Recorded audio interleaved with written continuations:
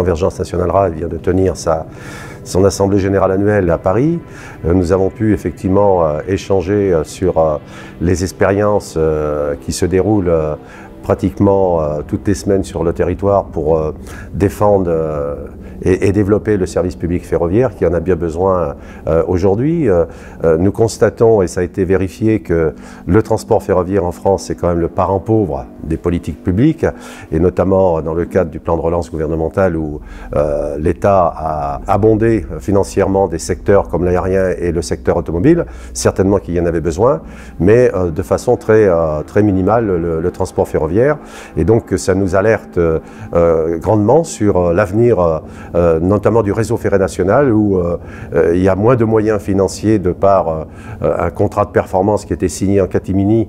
entre l'État et SNCF Réseau pour régénérer, moderniser l'infrastructure. Ça veut dire qu'on peut avoir des projets de modernisation, voire de développement, de réouverture de lignes qui soient stoppés à cause effectivement d'un manque de financement. Donc c'est une question cruciale quand on sait que si on veut répondre aux enjeux environnementaux, notamment si on veut que le train devienne un véritable outil pour réussir la transition écologique et énergétique et un outil d'aménagement du territoire, eh bien il faut lui donner les moyens de se développer, les moyens de répondre, de relever les défis qui lui sont lancés et notamment effectivement de contribuer à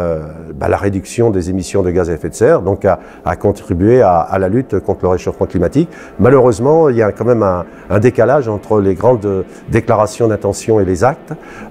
Et aujourd'hui, ce qu'on relève et qu'on dénonce, c'est que notamment la SNCF est en train d'atrophier le service public ferroviaire parce qu'elle se prépare effectivement à l'ouverture à la concurrence. Et pour être compétitif, eh bien, il faut réduire les coûts de production, notamment les coûts sociaux. Et donc, on continue à fermer les gares, à fermer les guichets, à supprimer des trains, à supprimer massivement le personnel. Et donc, on tire un signal d'alarme, si on peut reprendre une métaphore ferroviaire, en disant que là, il y a effectivement nécessité de se mobiliser, de se remobiliser, de renforcer, je dirais, les moyens et pour que le service public ferroviaire puisse aussi répondre aux enjeux du moment. Ce qui est paradoxal de constater, c'est que chacun s'accorde à dire aujourd'hui que les services publics à la française, même affaiblis, nous permettent de mieux traverser les crises, et dans le même moment, on continue à les dépecer, à les attaquer, à les atrophier.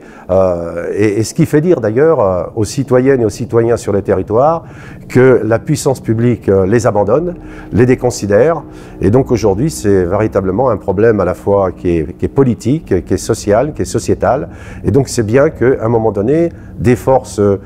syndicales, associatives, politiques, des citoyennes et des citoyens puissent se rassembler dans le cadre d'une initiative comme celle de l'UR de mai 2023 pour justement changer la donne et porter des exigences fortes, notamment vis-à-vis des décideurs politiques.